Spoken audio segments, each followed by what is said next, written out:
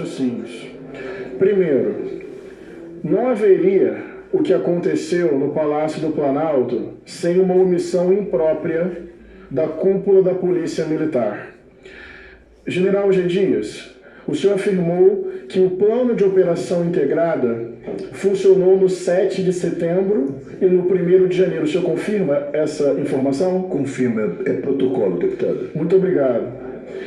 Tem aqui uma aspas que eu peguei de uma fala sua no depoimento lá na Câmara do DF, que diz o seguinte: perguntei a ele, no caso o general Penteado, o porquê de o bloqueio na frente do Palácio do Planalto, que deveria ter sido feito pela PMDF, não haver sido montado. Aquele era o bloqueio do plano de operações escudo do Planalto e tinha que ser montado. O senhor continua com esse entendimento?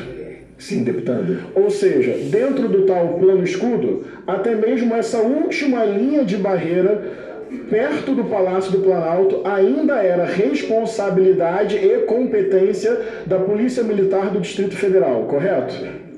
As duas primeiras, sim. Perfeito. É branca e verde. Perfeito. Por que eu estou dizendo isso? Eu vou usar uma metáfora futebolística, porque eu acho que é um esporte apaixonante, paixão nacional, e acho que vai ajudar didaticamente. Vamos imaginar um campo e tem aqui um time. Ele vem avançando com a bola, senhor presidente. A primeira linha de bloqueio que ele vai encontrar são os atacantes do time adversário. Os atacantes sumiram. Daí, o time continua avançando. Vai encontrar um segundo bloqueio no jogo de futebol, que é o meio-campo. Mas os meio-campistas sumiram também. Agora a bola continua avançando, com mais jogadores chegando ao gol adversário. Só resta a defesa. Os dois zagueiros e os laterais. Mas eles também sumiram. Então agora você tem o time todo com a bola na frente do goleiro. O time vai e faz o gol. E daí toda a reflexão é: nossa, como o goleiro foi incompetente. Ou seja, o raciocínio da extrema-direita é pitoresco, é absolutamente falacioso.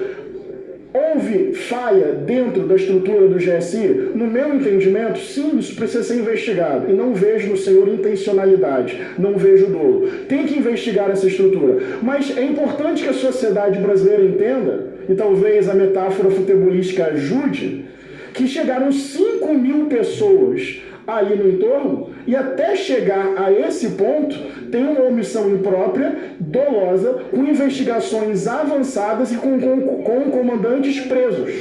Eu só quero dizer o seguinte: eu concordo que a responsabilidade não tem que ficar apenas na cúpula da PM. Porque a PM, até por uma hierarquia militar, não agiria de forma tão desorganizada assim, só por rebelião interna. Agora, em termos de competência e hierarquia, Secretaria de Segurança Pública, eu continuo insistindo no nome de Anderson Torres, ex-ministro da Justiça, responsável por isso, vinculado diretamente ao ex-presidente Bolsonaro e a alguns generais. É importante olhar para isso. Mas tem uma outra coisa que eu refleti hoje e queria colocar para nosso questionamento coletivo. Os deputados da extrema-direita, e eu didaticamente não divido entre governo e oposição, não divido. Para mim, a linha histórica é democracia ou barbárie, razoabilidade ou negacionismo, genocídio, terra plana, não havia vírus, fuzil na mão. Para mim, não é governo e oposição. Eu não vou repetir isso didaticamente. Porque a sociedade brasileira precisa entender que na democracia cabe diversidade, cabe conflito, perspectivas políticas distintas. Agora, extrema-direita foi que o deputado tentou defender ali. Uma tese de golpe com 4.000 pessoas de forma superior à vontade manifesta na eleição. É bizarro, mas é isso. E tem que ser chamado de bizarro política e pedagogicamente. Mas o que eu fiquei pensando? O Palácio do Planalto foi invadido, certo? Daí vem uma teoria conspiratória que o governo Lula, democraticamente eleito, tentou dar um golpe em si mesmo. Agora, o STF também não foi depredado? O Congresso Nacional também não foi depredado?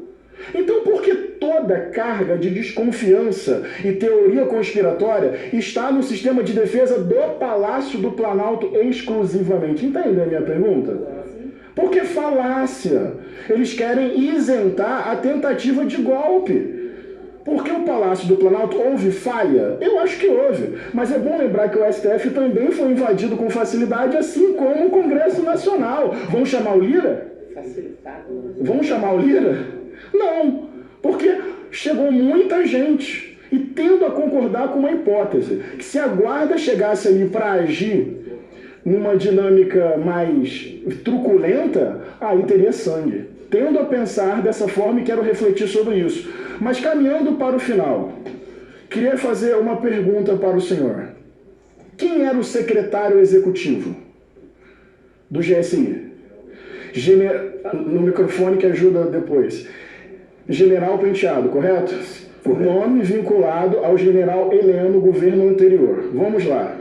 Quem era responsável pela Secretaria de Segurança Presidencial? General Feitosa. Que era também do governo anterior, vinculado ao general Heleno. Correto. Daí, debaixo dessa secretaria, se eu entendi bem, tem uma coordenadoria de análise de risco. Correto? Não, tem o Departamento de Segurança, o coronel Vanderly. Vanderly, que é de qual momento? Ele chegou no início do governo do presidente Lula. No final do governo passado, início do presidente Lula, eu acho que 2 meses. Perfeito. E a segurança de instalações? Governo passado. Perfeito. E a segurança de planejamento e doutrina, anotei certo? Governo passado. Governo passado. Avaliação de risco também. Sim. Aqui tem 2 nomes, Jader Silva e Alexandre Santos de Amorim. Estavam onde nessa estrutura? Avaliação de risco, o Amorim era o chefe e o Jader era subordinado. Então, na avaliação de risco tem esses 2 nomes? Sim. Eles eram vinculados ao governo passado? Sim. Certo. Na sindicância do GSI eles foram afastados, inclusive? Sim. Onde eu quero chegar? A senadora Elisiane, na minha compreensão, de forma brilhante, ela mostrou ali no início que tem um padrão, vê se eu entendi corretamente, senadora, tem um padrão nas passagens de governo em que demora um tempo mesmo, especialmente no GSI, dada a sua especificidade, para haver a troca. Então o que aconteceu esse ano não foi uma anomalia, eu entendi corretamente? De Lula para Dilma, Dilma para Lula, Temer Sim. para Bolsonaro, Bolsonaro para Lula. Ou seja, não há um comportamento anômalo ou atípico do G. Dias. Há um padrão repetido há muito tempo. Mas sabe o que eu acho que foi o grande problema? O governo anterior, que ficou com nomes dentro da estrutura do GSI, Secretaria Executiva, Coordenação de Risco, Secretaria da Presidência, Segurança da Presidência, nomes ligados ao governo anterior. Até aí, se você pega as outras transições, vida que segue, não é? Mas não é normal. É onde eu quero chegar. O governo Bolsonaro não está dentro da normalidade democrática. Então essa transição que sempre aconteceu com uma demora, daí vai sair o nome, vai entrar outro. Tem um problema aí. Quem entregou o governo não entregou a faixa, certo? Não é uma lógica política confiável, legítima, normal dentro da democracia. Era extrema-direita, gente. Extrema-direita com características neofascistas, autoritárias, arbitrárias, violentas, bélicas, e é o que tudo demonstra, corruptas e moralmente falidas. Então essa transição deu ruim dessa vez, porque não é uma transição normal de um governo democrático para um governo democrático. Senhor G. Dias, na minha opinião, precisamos aperfeiçoar muito o sistema de segurança. Até bem pouco tempo atrás, inclusive seguranças do Lula ainda foram identificadas como vinculados ao governo passado. Tem muita coisa a acertar. Não vejo dolo, acho que a investigação tem que avançar, mas fico com a metáfora futebolística. Vem avançando, vem avançando, vem avançando, chega na frente do goleiro 11 jogadores e fazem o gol. E toda uma tese. Onde foi que o goleiro errou? Nós precisamos ir na cúpula da PM, ligada a Anderson Torres, ligada a Bolsonaro e, na minha opinião, a alguns generais que queriam que isso acontecesse. E não é por vingança, não é por revanche, é por reparação histórica e por democracia. Muito obrigado, deputado. Vamos agora